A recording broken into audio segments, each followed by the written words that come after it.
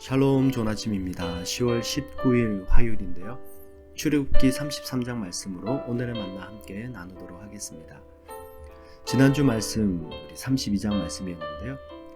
이스라엘 백성들이 산 밑에서 모세가 시내 산에 올라간 사이에 금송아지를 만들어서 우상 숭배를 하게 되었죠. 그 모습을 본 모세가 산에서 내려오다가 하나님께서 손수 써주신 그 십계명 두 돌판을 던져서 깨뜨려 버립니다. 너무나도 화가 난 것이죠. 그리고는 레위 지파들을 통해서 우상 숭배한 3,000명들을 처벌하게 되는데요. 그렇게 이 사건이 끝나게 되었습니다. 그리고 다시 이제 모든 일들이 새롭게 되는 줄 알았는데요. 오늘 출애굽기 33장 말씀을 보시면 하나님께서 뭐라고 말씀하시냐면요.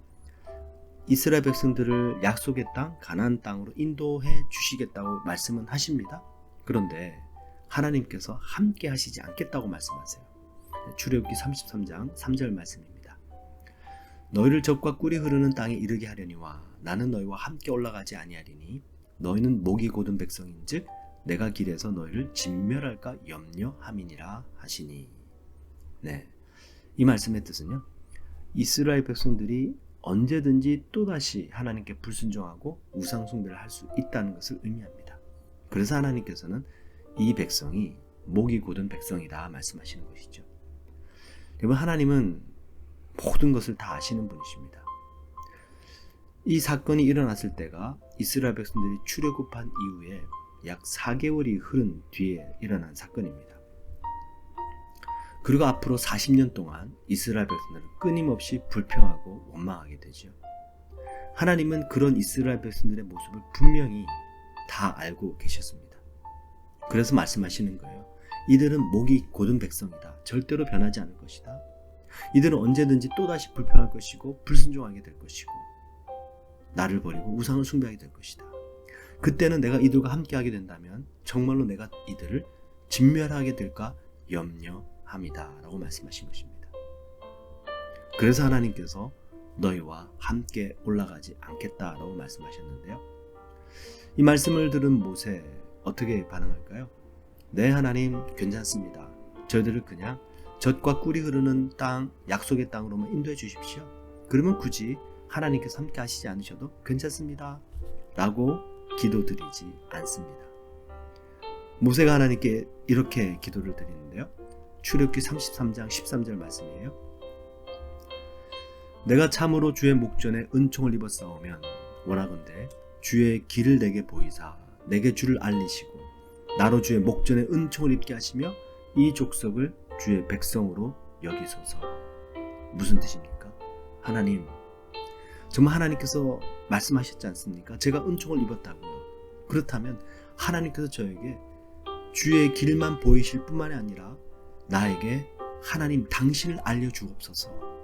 그리고 이 백성들을 주의 백성으로 여겨 주옵소서.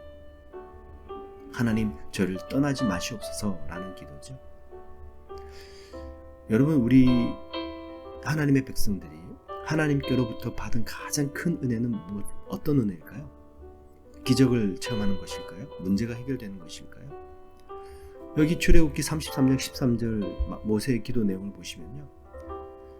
주의 목전에 은총을 입었사오면 우리 하나님의 백성들이 하나님께 받은 가장 큰 은혜는요. 하나님을 알게 되고 하나님께서 저희들과 함께 해 주시는 것입니다. 두 번째 모세의 기도 내용을 보시면 좀 더 정확하게 알 수 있게 되는데요. 출애굽기 33장 15절 말씀이에요. 모세가 여호와께 아뢰되 주께서 친히 가지 아니하시려거든 우리를 이곳에서 올려보내지 마옵소서. 무슨 뜻입니까? 하나님께서 저희들과 함께 하시지 않는다면 저희들이 그 젖과 꿀이 흐르는 땅으로 들어간들 무슨 소용이 있겠습니까? 저희들도 그곳으로 인도해 주지 마십시오. 보십시오. 모세의 기도는 전부 어디에 초점을 두고 있냐면요. 하나님과 함께하는 것에 초점을 두고 있습니다. 하나님의 백성들이 하나님께 받을 수 있는 가장 큰 은혜, 그것은 하나님께서 함께해 주시는 것입니다. 아무리 좋은 것을 먹고 좋은 곳에 있을지라도 하나님께서 함께 해주시지 않는다면 그 좋은 것들이 무슨 소용이 있겠습니까? 저희를 그 좋은 곳으로 인도해 가지 마시옵소서라는 것이죠. 여러분, 저희들이 성경에 나타난 많은 믿음의 사람들의 모습을 보게 되는데요. 그 믿음의 사람들의 모습 속에 공통적인 모습이 있습니다. 그게 뭐냐면요, 하나님께서 그들과 함께 하셨다라는 것이에요. 그리고 그들이 가장 귀하게 여겼던 것이 바로 하나님과 함께하는 것을 가장 귀한 것으로 여겼다라는 것입니다. 우리 창세기 5장 24절에 보시면 에녹이 나오는데요, 이렇게 말씀하십니다. 에녹이 하나님과 동행하더니 하나님이 그를 데려가심으로 세상에 있지 아니하였더라. 또 우리 잘 아시는 요셉, 창세기 39장 2절 말씀인데요. 여호와께서 요셉과 함께 하심으로 그가 형통한 자가 되어. 그렇죠? 우리 다윗 범죄했습니다. 그 범죄한 후에 가장 두려운 것을 뭐라고 표현하냐면요, 하나님이 자신을 떠나는 것이 가장 두렵다라고 표현합니다. 그 말씀이 시편 51편 11절 말씀인데요. 나를 주 앞에서 쫓아내지 마시며 주의 성령을 내게서 거두지 마소서. 다윗 다음에 우리 사도 바울 잘 아시잖아요. 사도 바울의 고백, 갈라디아서 2장 20절. 내가 그리스도와 함께 십자가에 못 박혔나니 그런즉 이제는 내가 산 것이 아니요 오직 내 안에 그리스도께서 사신 것이라. 이제 내가 육체 가운데 사는 것은 나를 사랑하사 나를 위하여 자기 몸을 버리신 하나님의 아들을 믿는 믿음 안에서 사는 것이라. 바울 역시도요, 주님과 함께 십자가에 못 박혔다고 고백하시면서 주님이 내 안에, 내가 주님 안에 있습니다. 제가 그 믿음 안에 살겠습니다. 주님과 함께하는 것을 가장 귀한 것으로 여겼던 것이죠. 여러분, 하나님께서 저희들과 항상 함께 계신다는 것을 믿게 되면요, 무슨 일이 벌어질까요? 전능하신 하나님께서 나와 함께 하십니다. 믿는 자에게는 능치 못함이 없다. 내게 능력 주시는 자에서 내가 무엇이든지 할 수 있다. 그렇죠? 어떤 근심, 걱정, 염려, 두려움이 왔을지라도 우리는 맞서 싸울 수 있게 되는 담대함이 생길 수 있습니다. 그리고 하나님께서 나와 항상 함께 하신다는 것을 믿게 되면요, 죄를 멀리할 수밖에 없게 됩니다. 거룩하신 하나님께서 나와 함께 하시는데 내가 하나님 앞에서 감히 죄를 범할 수 있겠는가? 그럴 수 없다라는 것이죠. 그래서 하나님께서 나와 항상 함께 계신다는 것을 믿게 되면요, 담대함이 생기고요, 거룩함으로 이 세상을 살아가게 될 줄 믿습니다. 물론 그렇게 믿음으로 살아가다가도 때로는 넘어질 때가 있죠. 여러분, 이때 하나님께서 함께 계시지 않는다는 증거 중 하나가 뭐냐면요, 우리가 죄를 짓고 내 마음대로 살아가더라도요, 우리의 마음속에 어떤 갈등도 일어나지 않게 된다는 것입니다. 그때는 오히려 조심해야 됩니다. 하나님이 날 떠나신 건 아닌가? 범죄를 하고 난 이후 다윗의 모습 어땠습니까? 하나님이 떠나실 것을 두려워함으로 기도하고 회개했습니다. 그래서 하나님께서 함께 하시는 사람은요, 죄를 짓거나 잘못된 길로 갈 때 우선 마음에 갈등이 생깁니다. 그리고 실제 삶 속에서 문제가 계속 생기고요, 하려고 하는 일이 막히게 돼요. 이것을 저희들은 하나님의 징계라고 합니다. 이 징계 역시도요, 하나님께서 저희들과 함께 하신다는 아주 중요한 증거입니다. 히브리서 12장 6절 말씀인데요, 주께서 사랑하시는 자를 징계하시고 그의 받으신 아들마다 채찍질 하신이니라. 왜 징계하실까요? 소망이 있기 때문에 징계하십니다. 하나님께서 함께하여 주시기 위해서 징계하십니다. 근데 만약에 소망이 없습니다. 도저히 하나님께서 함께하여 주셔도 변화될 소망이 없습니다. 목이 곧은 백성이 됩니다. 그때는요, 하나님께서 그냥 내어버려 두십니다. 그 말씀이 로마서 1장 28절이에요. 그들이 마음에 하나님 두기를 싫어하며 하나님께서 그들을 그 상실한 마음대로 내버려 두사 합당하지 못한 일을 하게 하셨으니. 하나님을 마음에 두기 싫어하는 마음, 곧 목이 곧은 것입니다. 내 마음대로 살고 싶은 것이죠. 결코 하나님께 순종할 수 없고 결코 하나님을 섬길 수 없는 마음의 자세. 하나님을 마음에 두기 싫어하고 목이 곧은 사람들의 모습입니다. 이 사람들과 하나님께서 함께 하시게 되면 이들은 하나님 앞에 온전히 순종할 수 없기 때문에 하나님께서 이들을 진멸하실 수밖에 없게 됩니다. 그래서 하나님 그것을 염려하셔서 그들을 떠나시는 것이죠. 여러분, 저희들이 신앙생활을 하면서 또 저희들이 기도를 드리면서 하나님과 함께 한다라는 것, 또 하나님께서 우리도 함께 하신다라는 것, 이것을 가장 귀한 것으로 여길 때 우리는 온전한 인도하심을 받게 되고요, 신앙의 본질을 잊어버리지 않게 됩니다. 그래서 한번 여러분 이렇게 한번 기도해 보시겠어요? 저희들 여러 가지 기도 제목들이 있죠. 저희들의 삶 속에 여러 가지 문제들이 있습니다. 하나님, 이 문제가 해결됨으로 더욱더 주님께 가까이 나아가게 하여 주옵소서. 만약 저의 기도가 응답이 되어서 이 문제가 해결됨으로 하나님께로부터 멀어지게 된다면 차라리 응답하지 마라 주시옵소서. 이것이 바로 모세의 기도였습니다. 하나님, 하나님께서 함께 하시지 않는다면 그 젖과 꿀이 흐르는 땅이 무슨 소용이 있겠습니까? 차라리 저희도 그곳으로 인도하지 마라 주시옵소서. 하나님, 저희들이 받은 가장 큰 은혜는 하나님께서 저희들과 함께 해 주시는 것입니다. 모세가 이렇게 하나님께 기도드렸을 때에 하나님이 모세에게 응답해 주십니다. 여호와께서 이르시되 내가 친히 가리라. 내가 너를 쉬게 하리라. 하나님과 함께하는 것을 가장 소중한 것으로 여기시길 축원드립니다. 이 믿음으로 기도하고 이 믿음으로 우리의 신앙의 본질을 잃어버리지 않는다면 우리 주님께서 저희들과 반드시 함께 해주시고 반드시 인도해 주실 줄 믿습니다. 샬롬, 좋은 아침입니다. 10월 20일 수요일인데요. 출애굽기 34장 1절부터 17절 말씀으로 오늘의 만나 함께 나누도록 하겠습니다. 여러분, 신앙은 하나님과의 관계라고 많이들 말씀을 하시죠. 관계는 서로를 알아가는 것이고요. 알아가는 만큼 서로를 신뢰하고 또 서로를 사랑하는 것이 바로 관계입니다. 근데 때로는 서로에 대해서 너무나도 잘 알다 보면 함부로 하게 될 때가 있는데요. 조심해야 될 줄 믿습니다. 특히 부부 간에, 우리 가족 간에 서로를 너무나도 잘 알기 때문에 함부로 하는 모습 저희들이 조심해야 되고요. 하나님과의 관계 속에서도 이런 일들이 일어날 수 있는데요.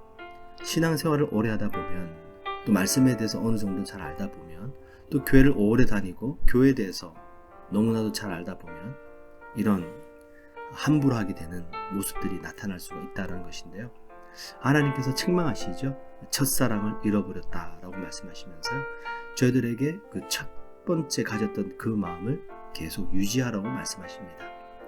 이번 저희들이 어떻게 하나님과의 관계를 잘 유지하면서 살아갈 수 있을까요? 계속해서 하나님을 알아가야 되겠죠. 그리고 그 하나님을 신뢰해 가야 됩니다.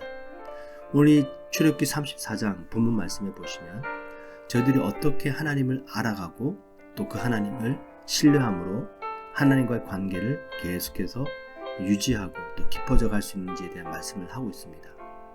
그 하나님을 세 가지 정도로 소개하고 있는데요. 첫 번째, 오늘 본문에서 하나님은 너무나도 인자하신 분이시다 말씀하십니다. 출애굽기 34장 6절 말씀인데요. 여호와께서 그의 앞으로 지나시며 선포하시되 여호와라 여호와라 자비롭고 은혜롭고 노하기를 더디하고 인자와 진실이 많은 하나님이라. 여러분, 아가페라는 사랑을 들어보셨을 겁니다. Unconditional love죠. 그 아가페, 무조건적인 사랑을 구약 성경에 보시면요, 그 표현을 인자하심, 히브리어는 헤세드라는 표현을 쓰고 있습니다. 하나님의 은혜, 하나님의 인자하심은 한량이 없으시다라는 것입니다. 여러분, 하나님께서 이스라엘 백성들을 어떻게 구원해 주시고 인도해 주셨습니까? 그렇죠. 400년 동안 애굽 땅에서 노예 생활하던 그들을 한 가지의 재앙도 영향을 받지 않고 그 애굽 땅에서 구원해 주십니다. 그리고 홍해 바다를 가르셔서 마른 땅을 지나가게 하셔요. 그리고 광야 생활하는 동안에는 하나님께서 구름 기둥과 불 기둥으로 인도해 주십니다. 그 이스라엘 백성들이 이 하나님의 은혜를 망각하고 잠깐 모세가 자리를 비운 사이에 금송아지를 만들고 우상 숭배를 합니다. 그리고 그 앞에서 먹고 마시며 뛰어놀며 쾌락을 추구하게 되죠. 우리 하나님께서 얼마나 화가 나셨을까요? 하나님께서 그 이스라엘 백성들을 다 멸하고 싶으셨지만 다시 돌이키십니다. 그들과 함께 하시고 싶지 않으셨지만 다시 그들과 함께 해 주십니다. 그리고 그들을 약속의 땅, 가나안 땅으로 인도하고 계시죠. 이번 하나님의 선하심, 하나님의 인자하심은요, 정말 저희들이 상상을 초월합니다. 하나님의 사랑에 가장 가까운 것이 있다면 부모님의 사랑 아니겠습니까? 자녀들이 부모님의 사랑을 다 알 수 있을까요? 다 모릅니다. 자녀들이 부모가 되기 전까지는요, 그 자녀들이 아플 때 걱정하는 부모의 마음, 자녀들이 행여라도 다칠까봐 밖에 나가 있는 동안에 걱정하는 부모의 마음, 다 자녀들은 이해하지 못합니다. 자녀들은 다 알지 못하지만 끊임없이 부모님의 사랑은 자녀를 향해 가고 있다는 사실입니다. 마찬가지로 우리들은 다 깨닫지 못하지만 하나님의 놀라우신 은혜와 사랑은 끊임없이 저희를 향해 지금 또 임하고 있다는 것이죠. 여러분들께서 지금까지 살아오신 삶, 우리의 노력으로, 우리의 힘으로 다 살았다고 생각하면 하나님의 은혜를 망각하게 되는 것입니다. 이사야서 2장 22절에 보시면 이런 말씀이 있어요. 그의 호흡은 코에 있나니 샘할 가치가 어디 있느냐. 여러분, 저희들의 호흡은 코끝에 있습니다. 하나님께서 태초에 사람을 흙으로 빚으시고요, 코에다가 생기를 불어넣어 주시죠. 그럴 때 사람이 생명이 되었습니다. 우리의 숨은 코끝에 있다라고 합니다. 그래서 숨을 거두게 되죠. 그 표현도 참 재밌는 것이, 여러분, 숨을 거둘 때 거두는 주체는 누가 되실까요? 네, 하나님께서 숨을 거두시는 것입니다. 하나님께서 우리들에게 그 숨을 불어넣어 주셨기 때문이죠.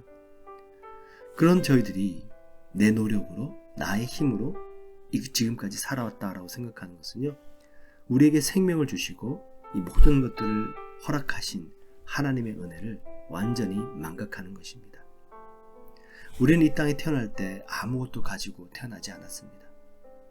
요즘은 한국이 잘 살게 되어서 이민 오시는 분들도요, 많은 것들을 가지고 오실 수 있게 되는데요, 과거에 한국이 못 살 때에 이민 오시는 분들은요, 정말 가방 하나 들고 오셨대요. 그리고 이렇게 우리 한국을, 또 이민 사회를 일으켜 세우셨습니다. 우리가 이 땅에 올 때 빈손으로 왔습니다. 아무것도 가지고 온 것이 없습니다. 하나님께서 우리에게 생명을 주시고 이만큼 살 수 있도록 인도해 주신 것입니다. 그 하나님의 은혜를 기억할 때, 우리에게 새로운 생명을 주시고 살 수 있도록 하신 하나님의 그 귀한 은혜를 생각할 때 저희들은 감사하게 되는 것이죠. 하나님을 신뢰하게 됩니다. 하나님의 은혜를 아는 사람, 부모님의 은혜를 아는 사람, 결코 삐뚤어질 수가 없습니다. 두 번째, 하나님은 어떤 하나님이신가요? 우리 하나님은 심판하시는 하나님이십니다. 우리가 보통 하나님은 사랑의 하나님이시로 알고 있죠. 뿐만 아니라 우리 하나님은 공의의 하나님이시기도 합니다.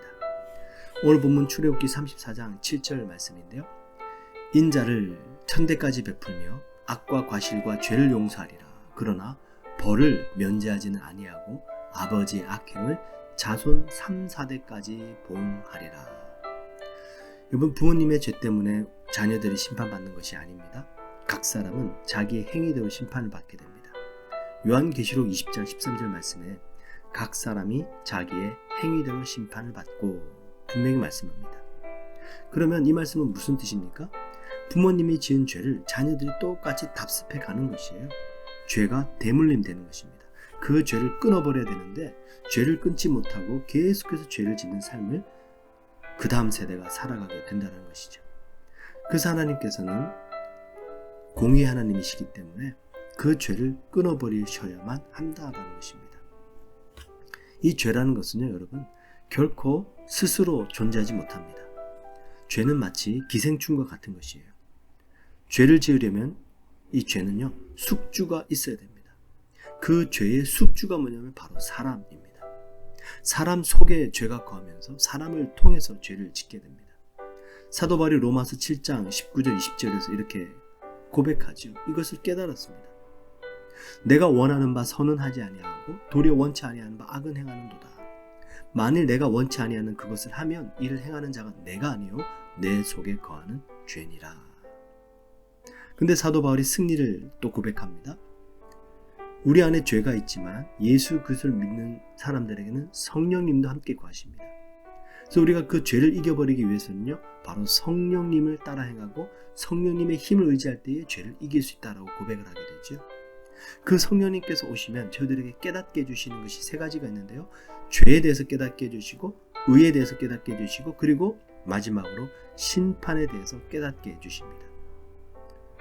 그러니 성령이 오시면 우리는 죄로부터 멀어질 수밖에 없고요. 그 죄 때문에 받게 될 하나님의 심판에 대해서 두려워하기 때문에 함부로 죄를 지을 수 없게 되는 것이죠. 여러분, 아무리 맛있어 보이는 음식이 있습니다. 아무리 이쁘게 장식한 음식이 있습니다. 그런데 알고 보니 그 음식에 코로나 바이러스가 들어가 있습니다. 먹을 수 있겠습니까? 못 먹습니다. 절대로 그 음식을 먹지 않을 것이고 버리게 될 것입니다. 죄가 주는 영향이 바로 그렇다라는 것이죠. 저희들이 하나님의 공의로우심을 알게 되면 그 하나님의 심판을 깨닫게 되고요. 함부로 죄를 지을 수 없게 될 것입니다. 그리고 그 하나님의 공의로우심을 믿게 되면 어떤 억울한 일을 당했을지라도요, 우리 스스로 원수를 갚는 것이 아니라 공의를 행하시는 하나님께 맡겨드리게 됩니다. 그리고 우리의 마음을 그 하나님 앞에 풀어놓게 되죠. 여러분, 하나님은 사랑의 하나님이시지만 또한 죄를 심판하시는 공의의 하나님이십니다. 이 하나님을 우리가 온전히 알고 믿게 될 때에 하나님의 은혜 앞에 나아가게 되고 또 죄로부터는 멀어지는 거룩한 삶을 살게 되는 것이죠. 바로 이것이 신앙의 본질입니다. 하나님을 알고 하나님과의 관계 안에서 은혜로 감사하고 또 죄로부터는 멀어지는 삶을 살게 되는 것이죠. 그리고 마지막으로 하나님은 어떤 하나님이신가? 바로 언약의 하나님이십니다. 그 언약의 하나님은 질투하시는 하나님이시다라고 오늘 본문에서 말씀하시는데요. 출애굽기 34장 10절입니다. 여호와께서 이르시되 보라 내가 언약을 세우나니, 새로운 언약을 세우십니다. 근데 이스라엘 백성들이 그 언약을 자꾸 깨뜨리죠. 지금 이 말씀하신 때는요, 이스라엘 백성들이 약속의 땅, 가나안 땅으로 들어가기 전에 하신 말씀입니다. 그래서 하나님께서 내가 너희들과 먼저 언약을 세우겠다.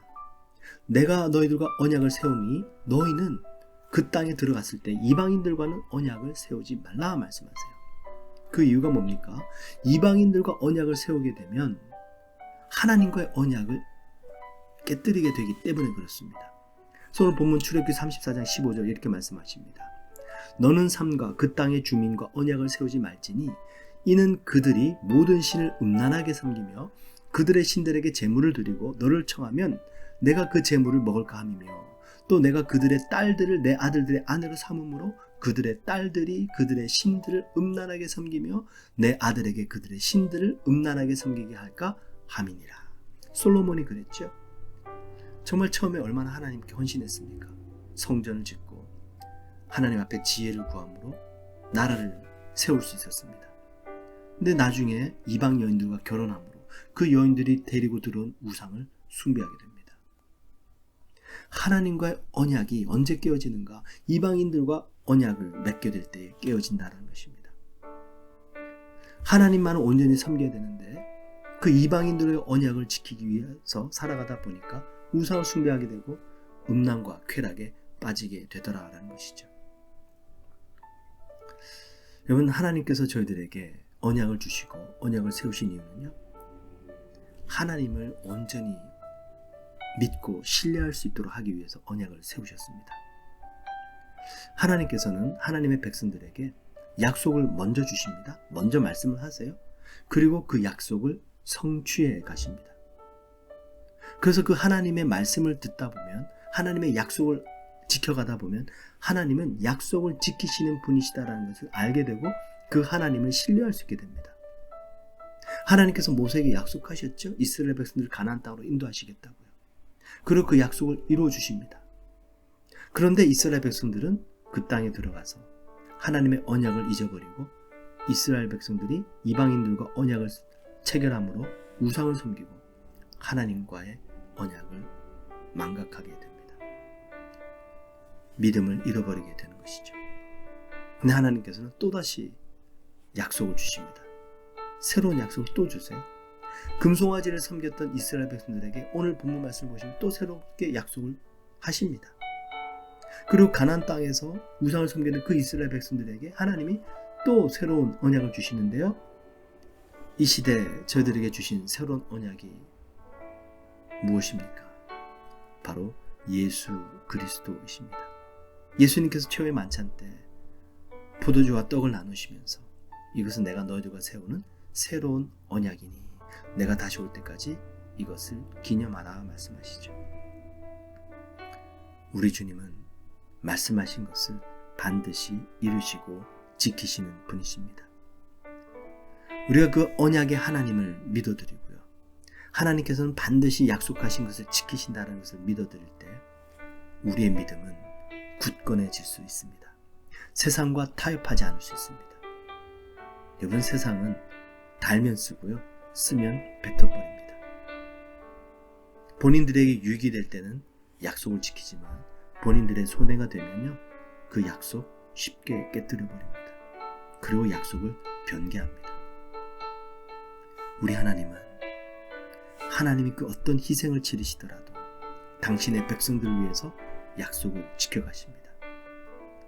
하나님을 믿을 수 있도록 하나님께서는 끊임없이 그 언약을 이행해 가십니다. 그 하나님을 저희들이 온전히 알고 그 하나님을 신뢰할 때에 하나님과의 관계가 점점 더 깊어져 가고요. 우리의 신앙은 하나님의 인도하심을 받는 신앙과 삶이 될 줄 믿습니다. 우리 하나님은 죄를 용서하시고 은혜를 베풀어 주시는 인자가 너무나도 많으신 하나님이십니다. 또 동시에 우리 하나님은 죄를 심판하시고 원수를 갚으시는 공의의 하나님이십니다. 또 우리 하나님은 말씀하시고 우리에게 주신 그 언약을 반드시 지키시고 성취하시는 약속의 하나님이십니다. 우리가 이 하나님을 알고 하나님을 신뢰하면서 하나님과의 관계가 점점 더 깊어져 가고 우리의 삶이 그 하나님으로만 인도함 받기를 간절히 소원합니다.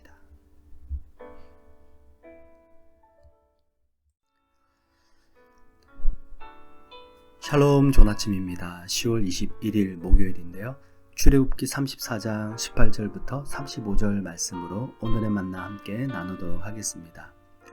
네, 먼저 34장 27절과 28절 두 절 말씀 읽어드릴게요. 여호와께서 모세에게 이르시되 너는 이 말들을 기록하라. 내가 이 말들의 뜻대로 너와 이스라엘과 언약을 세웠음이니라 하시니라.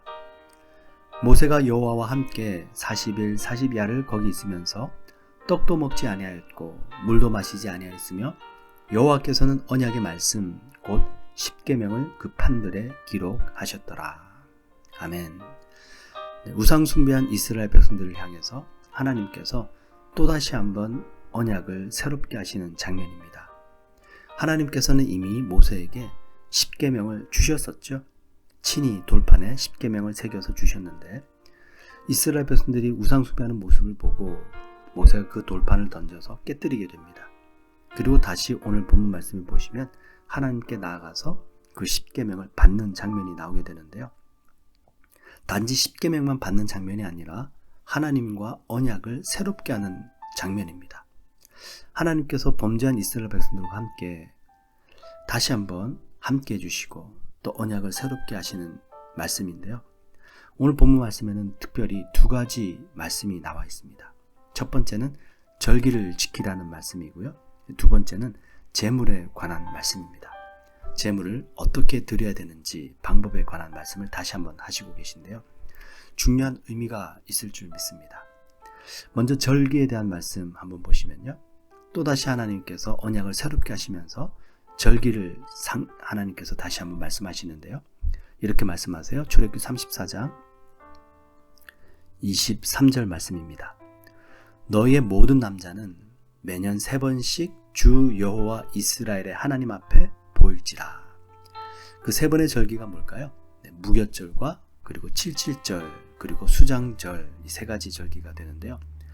이 3가지 절기와 함께 하나님께서 또 하시는 말씀이 출애굽기 34장 오늘 본문의 21절 말씀을 보시면 너는 엿새 동안 일하고 7째 날에는 쉴지니 밭 갈 때나 거둘 때에도 쉴지며. 그렇습니다. 밭을 갈아야 할 때 또 수확을 할 때에도 7일째 안식일 날에는 무조건 쉬라고 말씀을 하십니다. 자, 3가지 절기를 지켜야 되고요. 그리고 안식일을 지키라고 하나님이 또다시 한번 말씀을 하십니다. 여러분, 무교절은 우리 태양력으로 4월달쯤 되고요. 그리고 칠칠절은 6월달쯤 됩니다. 그리고 수장절은 10월달쯤 돼요. 그리고 일주일에 한 번씩 안식일을 지켜야 되고요. 여러분, 이 절기를 지키다 보면 너무나도 바쁘게 삶이 돌아가겠죠. 무교절을 지킨 다음에 한 2개월 정도 지나면은 칠칠절이 다가옵니다. 오순절이 다가와요. 그리고 그렇게 오순절을 지내고 열심히 여름 동안 일을 하다 보면 추수할 시기 때쯤 되면 아주 바쁠 시기인데요. 그때는 또다시 수장절이 다가옵니다. 물론 그 중간에는 또다시 안식일을 지켜가야 되겠고요. 그러다 보면은 1년이 금방 지나가겠죠. 하나님께서 왜 이렇게 이 절기들을 지키라고 말씀하시고 1년에 3번씩 이스라엘 백성들 모든 남자는 하나님 앞에 나오라 말씀하시고요. 또 안식일을 어떤 일이 있더라도 아무리 바쁠지라도 지키라고 말씀을 하실까요? 그 이유는 한 가지입니다. 항상 하나님을 마음에 품고 살라라는 것이죠. 여러분, 혹시 요즘 쇼핑몰 가보셨습니까? 저도 쇼핑을 못 간 지 한참 됐는데요. 쇼핑몰에 가보시면 이 세상의 홀리데이를 따라서 디스플레이가 바뀌죠. 아마 요즘은 우리 할로윈 때를 준비하는 아마 또 쇼핑몰이 정신이 없을 겁니다. 할로윈이 지나면 또 성탄절 준비하기에 바쁠 것이고요. 또 성탄절이 지나면 이제 1월, 2월이 되면서 신년 그리고 이제 부활절 준비하게 되겠죠. 여러분, 저희 그리스도인들이 교회력을 따라서 신앙생활을 하는 것 중요합니다. 지금은 추수감사절 절기이기 때문에요. 감사하는 마음으로 계속 살아가야 됩니다. 그리고 12월달, 1월달은 대강절이기 때문에 예수님께서 이 땅에 육신을 입고 오신 그 시기를 저희들이 기억하고 또 주님을 묵상하는 시기죠. 그 대강절이 지나면 이제 2월, 3월부터는요, 사순절 기간으로 들어갑니다. 예수님의 고난을 묵상하는 시간들입니다. 그리고 그렇게 성금요일을 지나가고 또 부활절이 오겠죠. 그러면 저희들이 그 부활의 기쁨으로 또 새로운 계절을 맞이하면서 또 오순절 날을 기대하고 살아가게 되는 것입니다. 이렇게 저희들이 교회력 절기를 따라서 살아가다 보면요, 정말로 항상 하나님을 마음에 품고 살아갈 수밖에 없게 됩니다. 딴 생각을 할 수 없게 되는 것이죠. 여러분, 저희들의 마음은 그릇과 같습니다. 우리의 마음을 하나님으로 채우지 않으면 다른 세상의 것이 들어와서 차게 됩니다. 하나님께서는 이제 광야 생활을 지나가서 가나안 땅에 들어갈 이스라엘 백성들에게 또다시 한번 언약을 새롭게 하십니다. 그 이방인들이 살고 있는 가나안 땅에는 너무나도 많은 유혹들이 있고요. 또 이방 사람들의 관습들이 있기 때문에 그것에 관심을 가지고 그것에 마음을 두게 되면 또다시 하나님을 떠나게 되고 우상 숭배를 할 수 있기 때문에 하나님께서 모세를 부르셔서 2번째로 언약을 새롭게 하시고 십계명을 또다시 주시는 곳이거든요. 마태복음 12장 말씀해 보시면 아주 중요한 말씀이 있는데요. 예수님께서 귀신에 대한 말씀하십니다. 어제도 잠깐 말씀을 드렸지만 죄는 숙주가 있어야 됩니다. 결코 죄는 혼자 살 수 없어요. 죄는 마치 기생충과 같습니다. 귀신도 마찬가지예요. 귀신도 기생충과 같습니다. 본인들이 거할 숙주가 있어야 되는데 그 죄와 귀신이 거하는 숙주가 누구냐면 바로 사람입니다. 사람의 영혼이에요. 그래서 예수님께서 마태복음 12장에 보시면 이 말씀을 하세요. 더러운 귀신이 사람에게서 나갔습니다. 물 없는 곳으로 다니며 쉬기를 구하되 얻지 못하고 이에 가로되 내가 나온 내 집으로 돌아가리라 하고 와보니 그 집이 비고 소재되고 수리되었거늘 이에 가서 저보다 더 악한 귀신 7을 데리고 들어가서 거하니 그 사람의 나중 형편이 전보다 더욱 심하게 되느니라. 그렇습니다. 우리의 마음은 그릇과 같아서요. 비워두면 절대로 안 됩니다. 항상 하나님의 말씀으로 채워야 되고요. 하나님의 은혜로 채워야 되고요. 감사로 채워야 될 줄 믿습니다. 그리고 믿음으로 채워야 될 줄 믿습니다. 그러면 하나님께서 지켜주십니다. 그 약속의 말씀이 오늘 본문 출애굽기 34장 24절에 나와 있어요. 내가 이방 나라들을 내 앞에서 쫓아내고 너의 지경을 넓히리니 너희가 매년 3번씩 여호와 내 하나님을 뵈려고 올 때에 아무도 너희 땅을 탐내지 못하리라. 절기를 지키는 동안에는 하나님을 섬겨야 되기 때문에 이스라엘 백성들이 무방비 상태가 됩니다. 그런데 하나님께서는 그런 무방비 상태의 이스라엘 백성들일지라도 하나님을 섬기고 있기 때문에 하나님께서 친히 지켜주시고 보호해 주시겠다고 약속하십니다. 여러분, 우리가 우리의 마음속에 하나님으로 채우고 하나님을 항상 품고 살아가게 될 때에 우리 하나님께서는 반드시 우리의 영혼을 지켜주시고요. 그 영혼을 지켜주신 하나님께서는 영혼이 잘됨과 같이 범사가 잘되고 강건한 축복을 허락하실 줄 믿습니다. 너무나도 중요합니다, 여러분. 마음을 비우게 하지 마십시오.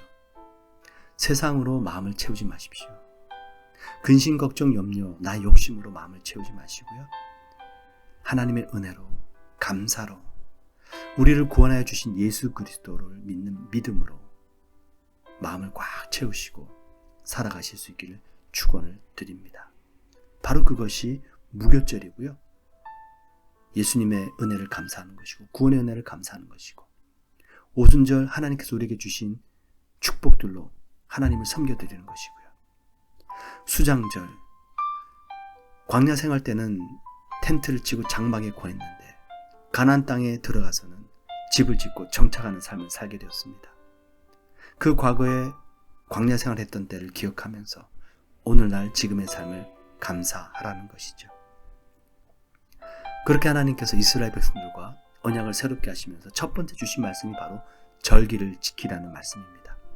결코 마음에서 하나님을 잊어버리지 말라라는 뜻이죠. 그리고 두 번째로 주시는 말씀이 재물에 관한 말씀인데요. 오늘 보면 출애굽기 34장 25절부터 26절 이렇게 말씀하십니다. 너는 너희의 재물의 피를 유교병과 함께 드리지 말며 유월절 재물을 아침까지 두지 말지며 너의 토지 소산에 처음 익은 것을 가져다가 너의 하나님 여호와 전에 드릴지며 너는 염소 새끼를 그 어미의 저주로 삼지 말지니라. 재물의 피를 유교병과 함께 드리지 말며 라는 말씀은요, 유교병은 누룩이 들어간 떡을 의미합니다. 누룩은 죄를 의미하거든요. 그래서 하나님께 드리는 재물은 거룩하고 흠이 없어야 된다는 것을 말씀합니다. 그리고 두 번째로 유월절 재물을 아침까지 남겨두지 말라라고 말씀하시는데요. 여러분, 아침까지 음식을 남겨두는 이유는 왜일까요? 그 다음날 우리가 먹기 위해서죠. 저희들이 식당에 가서 남은 음식들 테이크아웃 해와서 다음날 먹지 않습니까? 우리가 먹기 위해서입니다. 그런데요, 하나님께서는 하나님께 드려진 재물은 그 다음날 아침까지 남겨두지 말라라고 말씀하십니다. 그 이유는 재물은 우리가 먹기 위한 것이 결코 아니다라는 것이기 때문에 그래요. 오직 하나님께만 드려져야 된다라는 것입니다. 그날 먹고 하나님께 온전히 드림으로 모든 것을 소각하라는 것입니다. 우리가 재물을 준비를 하면서 내 자신을 생각하면서 재물을 준비하는 것이 아니라 오로지 하나님께 드리기 위하여 재물을 준비하라는 것이죠. 그리고 토지 소산에 처음 익은 것을 드리라는 말씀도 마찬가지입니다. 하나님께서 모든 것을 주셨다라는 것이에요. 그래서 하나님께서 허락하지 아니하시면 우리는 아무것도 얻을 수 없습니다라는 그 믿음을 가지고 첫 번째 난 소산을 하나님께 제물로 드리라라는 것입니다. 그리고 마지막으로 염소 새끼를 그 어미의 저주로 삼지 말라라고 말씀하신 것은요, 우유에 고기를 삶으면 더 고소하고 맛있겠죠. 근데 이 방법은 너무나도 잔인한 방법이다라는 것입니다. 그리고 이 방법은 이방인들이 본인들이 더 맛있게 먹기 위해서 요리할 때 쓰는 방법이다라는 것이죠. 조심하라는 것입니다. 이방인들이 자신들의 신들에게 드리는 제사처럼 제물을 준비해서 남은 건 다음날 먹고 또 더 맛있게 먹기 위해서 우유에 고기를 삶고 그런 세상적인 방법으로 제물을 준비하지 말라라는 것이죠. 여러분, 도축은 식용을 위해서 가축을 죽이는 것입니다. 그러나 제사는요, 제사 때 동물을 죽이는 이유는 식용이 아니라 하나님께 온전히 드리기 위해서 죽이는 것입니다. 도축과 제사는 구분할 수 있어야 되겠죠. 그래서 하나님께서 이 모든 과정, 절기들과 또 제물을 드리는 방법들을 통해서 결국에는 구약시대 때 있던 모든 언약들을 신약시대 예수 그리스도를 통해서 다시 한번 새롭게 하실 것을 복송과 같이 지금 말씀을 주고 있으십니다. 우리 주 예수 그리스도, 우리가 똑같이 사람의 모습을 입고 이 땅에 오셨지만 그분은 죄가 없으신 분이십니다. 세상과 타협하지 아니하시고 오직 하나님 앞에 죽기까지 순종하심으로 온전한 대속물이 되셨습니다. 그리고 이제는 영원한 언약이 되셨습니다. 그 예수님께서 저희들에게 지키라고 말씀하신 것은 두 가지가 있는데요. 최후의 만찬 때 성만찬을 통해서 내가 다시 올 때까지 이것을 기념하라 말씀하시죠. 그리고 서로의 발을 씻겨주라고 말씀하십니다. 여러분, 저희들이 지금은 성만찬을 함께 할 수는 없지만 항상 하나 예수 그리스도를 기억하고 기념함으로 우리 마음속에 예수님을 품고 살아야 될 줄 믿습니다. 그 예수님을 마음에 품은 사람들은요, 오직 하나님만을 섬기고 서로를 섬기며 세상과는 구분된 거룩한 삶을 살아가게 된다는 것이죠. 그때의 하나님께서는 오늘 본문 말씀해 보시면 모세의 얼굴이요, 너무나도 빛이 나고 광채가 나서 이스라엘 백성들이 감히 쳐다볼 수가 없었습니다. 그래서 모세가 얼굴을 수건으로 가리게 되는데요. 이 모세의 직분을 정죄 직분이라고 사도 바울은 고린도 후서에서 말씀하십니다. 왜냐하면 율법을 받았기 때문이거든요. 이 율법은 죄를 지적하고 죄를 짓지 못하게 하기 위해서 주신 말씀입니다. 그 말씀의 직분을 모세가 맡았어요. 그 직분도 영광이 있는데 하물며 의로운 직분, 복음의 직분, 우리 주 예수 그리스도의 직분, 살리는 직분은 얼마나 더 영광스럽겠느냐고 말씀하십니다. 고린도후서 3장 7절부터 9절 말씀인데요. 돌에 써서 새긴 죽게 하는 의문의 직분도 영광이 있어 이스라엘 자손들이 모세의 얼굴에 없어질 영광을 인하여 그 얼굴을 주목하지 못하였거든. 하물며 영의 직분이 더욱 영광이 있지 아니하겠느냐? 정죄의 직분도 영광이 있은즉 의의 직분은 영광이 더욱 넘치리라. 율법을 전한 모세의 직분도 저렇게 영광스러운데 복음을 전하신 우리 주 예수 그리스도의 그 의의 직분은 얼마나 더 영광스럽겠습니까? 라는 뜻입니다. 여러분, 저희들이 항상 하나님의 은혜를 잊지 않고 마음에 간직하면서 살아가고요. 또 서로를 섬기고요. 세상에 물들지 않도록 우리 자신을 지켜서 하나님 앞에 저희들 스스로의 삶이 살아있는 제물, 거룩한 제물로 드려진다면 정말 하나님께서 기쁘게 받으실 줄 믿습니다. 그리고 뿐만 아니라 정말 하나님께서 기뻐 받으시는 우리의 삶의 모습은요, 바로 복음을 전하는 이 의로운 직분을 감당하는 것입니다. 이 복음으로 죄를 용서하고 믿음으로 부활의 영광을 바라보면서 또 죄인들을 하나님께로 인도하고 또 저희들 스스로도 소망을 가지고 살아가는 삶. 여러분, 우리의 영혼 속에 감사와 기쁨이 넘쳐나지 않겠습니까? 우리의 마음이 감사와 기쁨으로 충만할 때 저들의 얼굴도 밝아지게 될 줄 믿습니다. 우리의 건강도 하나님께서 지켜주실 줄 믿습니다. 그래서 하나님께서 이스라엘 백성들과 언약을 새롭게 하시면서요, 절기에 대한 말씀을 주시면서 항상 하나님의 말씀과 하나님의 은혜를 마음에 품고 살라 말씀하시고요. 재물을 거룩하게 드리라 말씀하시면서 세상과 타협하지 말고 세상에 물들지 말고 우리 자신을 거룩한 산 제물로 드리라고 말씀하십니다. 그렇게 한다면 우리 주님이 약속하세요. 내가 이방 나라들을 너희 앞에서 쫓아내고 너희 지경을 넓히리니 너희가 매년 3번씩 여호와 내 하나님을 뵈려고 올 때에 아무도 너희 땅을 탐내지 못하리라. 사랑하는 자여, 너희 영혼이 잘됨과 같이 범사가 잘되고 강건하기를 내가 간구하노라.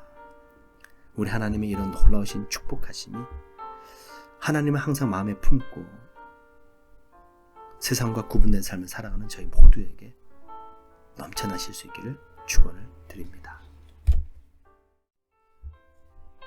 샬롬, 좋은 아침입니다. 10월 22일 금요일인데요. 출애굽기 35장 말씀으로 오늘의 만나 함께 나누도록 하겠습니다. 오늘 출애굽기 35장 말씀을 읽어보시면 이스라엘 백성들이 드디어 하나님의 성막을 짓게 되는데요. 이 성막을 짓게 되기까지 참 많은 우여곡절이 있었죠. 금송아지도 섬기고요. 또 하나님의 처단도 받고요. 또 모세는 첫 번째 돌판은 깨뜨려서 두 번째 돌판을 받기 위해 시내 산으로 다시 올라가기도 하고요. 이런 여러 가지 우여곡절을 거친 후에 드디어 하나님의 성막을 짓게 되는데요. 하나님의 성막을 짓게 되는 일이 결코 만만한 일이 아니다라는 것을 다시 한번 깨닫게 됩니다. 오늘 이 출애굽기 35장 말씀해 보시면 그 성막을 짓는 과정 속에 계속해서 반복해서 나오는 표현들이 몇 가지가 있는데요. 그 첫 번째 표현들이 뭐냐면요. 출애굽기 35장 4절 말씀 읽어드려 볼게요.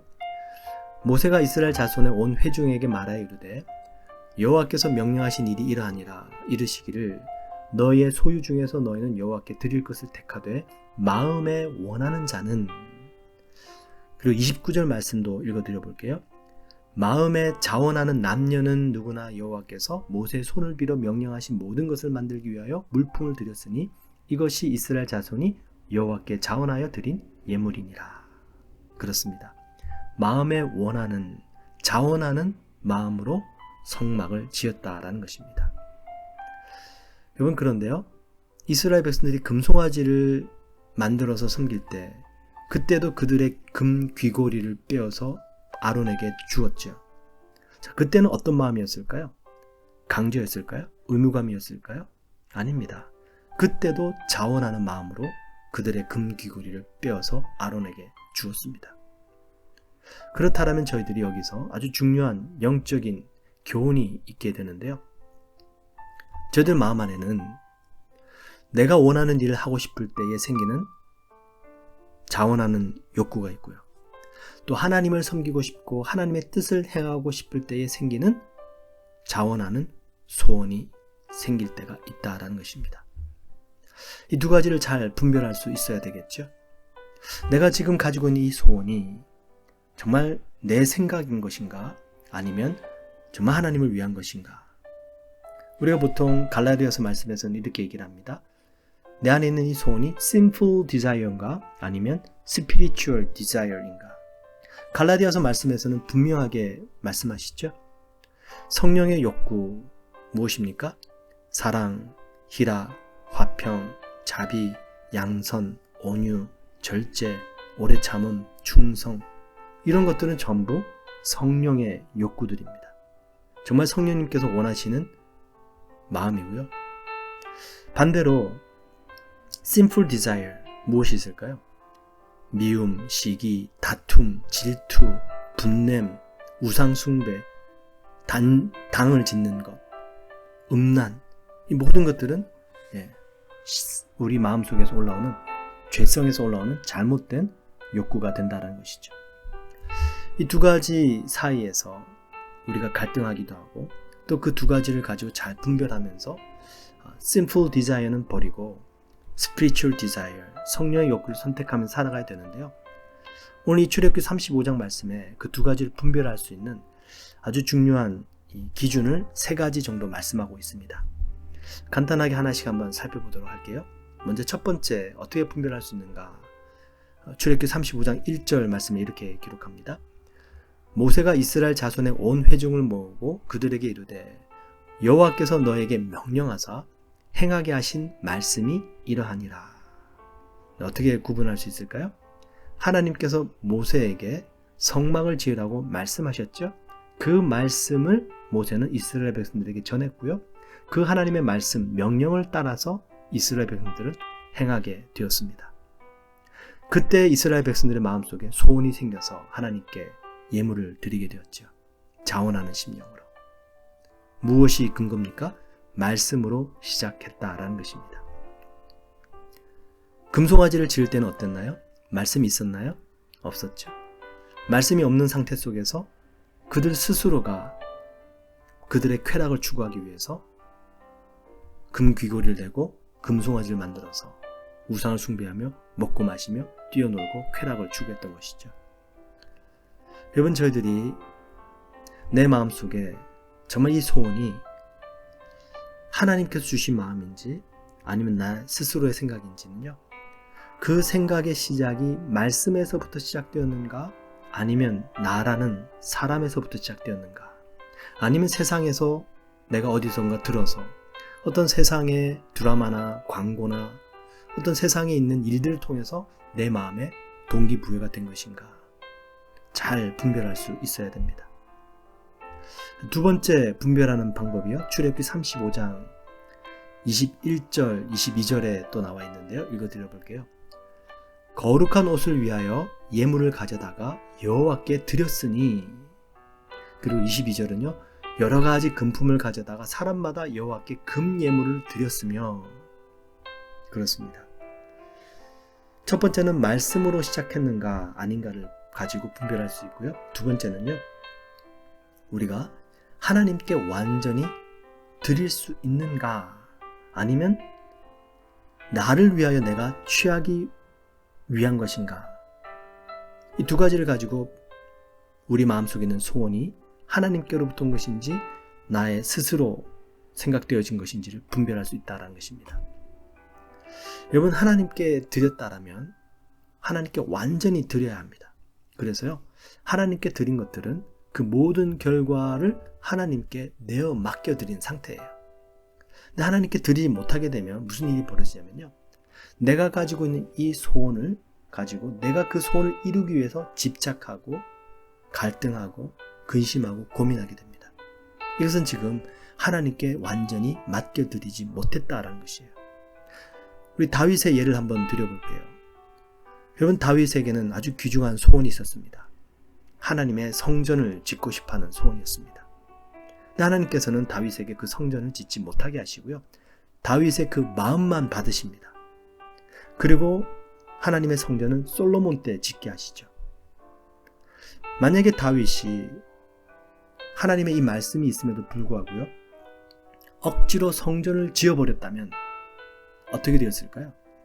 본인이 하나님의 말씀을 따라 성전을 짓지 않았음에도 불구하고 다윗은 그것이 전혀 문제되지 않았습니다. 왜냐하면 그 소원은 본인에게서부터 시작된 소원이고 하나님의 뜻은 아니었기 때문에 완전히 하나님께 내어 맡겨드림으로 설사 비록 성전은 짓지 못했을지라도 다윗은 그것이 전혀 문제가 되지 않았습니다. 하나님께서 그 마음만은 받아주셨거든요. 근데 만약에 다윗이 억지로 성전을 지었다면 그 성전은 하나님을 위한 성전이 되는 것이 아니라 누구를 위한 성전입니까? 바로 다윗 자신, 자기 만족을 위하여 짓게 된 성전이다라는 것입니다. 여러분, 저희들이 신앙생활을 하면서 얼마나 이런 실수를 범하는지 모릅니다. 물론 우리는 완벽하지 못하기 때문에 내 안에 있는 소원과 또 하나님이 주신 소원 사이에 갈등하기도 하고요, 또 실수하고 또 잘못된 선택을 하기도 합니다. 여러분, 그래도 저희들이 신앙생활을 해나가면서 정말 하나님 안에 안식하면서 주님께 그 모든 것들을 내어 맡겨드리고 믿음으로 살아가야 되지 않겠습니까? 우리의 필요한 것들, 나의 간절한 기도 제목들 주님 앞에 와서 부르짖고요, 정말 주님께서 이루어주시기를 간절히 기도해야 될 줄 믿습니다.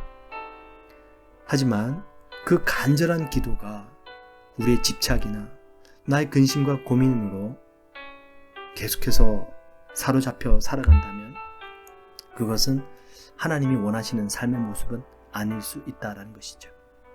우리가 간절함은 가지되 또 주님 안에서 그 모든 결과를 내어 맡겨드림으로 주님 안에 안식할 수 있는 믿음 또한 가져야 될 줄 믿습니다. 그래서 말씀하시는 거죠. 하나님께서 비록 그 소원은 우리에게 있지만 그 소원을 이루시고 또 때로는 이루지 아니하시는 분은 하나님이십니다. 그 모든 결과를 하나님께 내어 맡겨드림으로 하나님께 완전히 맡겨드리는 것이죠. 바로 그 마음이 하나님을 위한 소원이 될 수 있다는 것입니다. 그리고 마지막 세 번째 저희들이 어떻게 분별할 수 있는가라는 것은요. 오늘 본문 출애굽기 35장 2절에 나와 있는데요. 마음이 감동된 모든 자와 자원하는 모든 자가 와서 회막을 짓기 위하여 그 속에서 쓸 모든 것을 위하여. 그리고 출애굽기 35장 29절에도 말씀하셨죠. 마음에 자원하는 남녀는 누구나 여호와께서 모세의 손을 빌어 명령하신 모든 것을 만들기 위하여. 무슨 뜻이냐면요. 자원하는 심령을 가지고 나왔습니다. 말씀을 근거로 나왔어요. 그리고 간절함은 있지만 또 하나님께 완전히 내어 맡겨드림으로 근심 걱정하는 것이 아니라 주님 안에 믿음으로 안식함으로 우리의 소원을 아뢰드렸습니다. 그리고 마지막 세 번째 우리 마음의 이 중심, 정말 하나님을 위한 것인가 나를 위한 것인가 살펴볼 수 있는 기준은 뭐냐면요. 정말 하나님을 섬기기 원하는 마음이 있는가 아니면 내 자신이 섬김을 받기 원하는 마음이 있는가, 이 두 가지를 분별하는 것입니다. 여러분, 우리 인간은 타락한 존재고요. 죄성이 있는 존재입니다. 그래서요. 누군가를 섬기기보다는 섬김을 받고 싶어하는 본성이 있습니다. 그리고 다른 사람들보다 높아지고 싶어하는 본성이 있습니다. 우리 주 예수 그리스도께서 최후의 만찬 때 허리에 수건을 두르시고 제자들의 발을 씻겨주시죠. 그때 예수님의 제자 중 한 사람 베드로가 이렇게 얘기를 합니다. 주여, 주께서 어찌하여 나의 발을 씻기시나이까? 무슨 뜻입니까? 예수님, 당신은 우리의 스승이십니다. 당신은 우리의 주님이십니다. 어떻게 당신이 우리의 발을 씻기십니까? 제자이고 학생인 저희들이 스승님이고 주님이신 예수님의 발을 씻겨드려야죠. 예수님 뭐라고 말씀하시죠? 내가 너의 발을 씻기지 아니하면 너는 나와 상관이 없다라고 말씀하시죠. 그랬더니 베드로가 그러면 저 머리까지 감겨주세요 그러죠. 아니다. 너는 온몸이 샤워를 하고 왔기 때문에 깨끗하니까 발만 씻으면 된다라고 말씀하시면서 발을 씻겨주십니다. 예수님은 하나님의 아들이셨지만 우리와 똑같은 육신을 입고 계셨지만 섬기신 삶을 사셨습니다. 인간의 본성을 뛰어넘도록 인도하신 것이죠. 그렇게 본을 보이신 예수님께서 내가 너에게 본을 보였으니 너희도 서로 섬겨라 막 말씀하십니다. 성막을 짓는다라는 것은요, 하나님을 섬겨드리는 것입니다. 그 하나님을 섬겨드리는데 자원하는 마음이 생겼고요. 그리고 예물을 가지고 와서 완전히 하나님께 드렸습니다. 그 자원하는 마음과 완전히 하나님께 드리는 마음으로 하나님만을 섬겨드리는 것, 하나님의 뜻이다라는 것인데요. 여러분, 저희들 마음 안에 여러 가지 소원들이 있고요. 생각들이 스쳐 지나갑니다. 그 모든 마음들이 다 하나님이 주신 소원이나 하나님의 것은 아니겠죠. 그래서 저희들이 분별할 수 있는 지혜가 분명히 필요합니다. 너무나도 빨리 흘러가는 시간 속에서 정말 하나님께서 기뻐하시는 일들을 하면서 살아가기를 원합니다. 그래서 분별의 지혜가 필요한데요. 오늘 여러분 하루 동안 살아가면서 내 마음에 드는 생각들, 또 소원들, 하나님의 말씀을 근거로 해서 생각되어진 것인지 아니면 말씀이 없는 상태 속에서 그냥 내 스스로 생각하게 되고 어떤 세상의 광고라든지 드라마라든지 세상 속에서 들은 것을 통해서 생각되어진 것인지 분별해 보시길 축원드립니다. 그리고 정말로 내게 있는 이 소원을 가지고 이 간절한 소원이 이루어지기를 바라지만 그것을 근심하고 걱정하고 집착함으로 내가 붙잡는 것이 아니라 정말로 믿음으로 모든 것을 이루시는 하나님께 내어 맡겨드리고, 설사 그 소원이 이루어지지 않을지라도 하나님께서는 더 좋은 길을 인도하시고 더 좋은 것을 주시는 분이신 것을 믿어질 수 있을 때까지 기도하는 것이죠. 그리고 주님 안에 간절함을 가지지만 또한 믿음으로 안식할 수 있는 내 마음의 상태, 주님이 원하시는 마음입니다. 그리고 끝으로 오직 주님만을 섬기기 원하고 또 우리의 이웃들을 섬기기 원하는 마음, 그 마음이 내 마음속에 소원으로 생긴다면 그것은 분명히 하나님께서 주신 마음일 것입니다. 오늘 출애굽기 35장 말씀을 다시 한번 읽어보시면서요, 하나님께서 주신 소원, 또 우리 안에 있는 내 자신의 정욕, 이 두 가지를 잘 분별할 수 있는 지혜를 얻으시고 주님의 기뻐하시는 그 뜻을 이루어드리며 살아가시는 귀한 삶이 되시길 축원을 드립니다.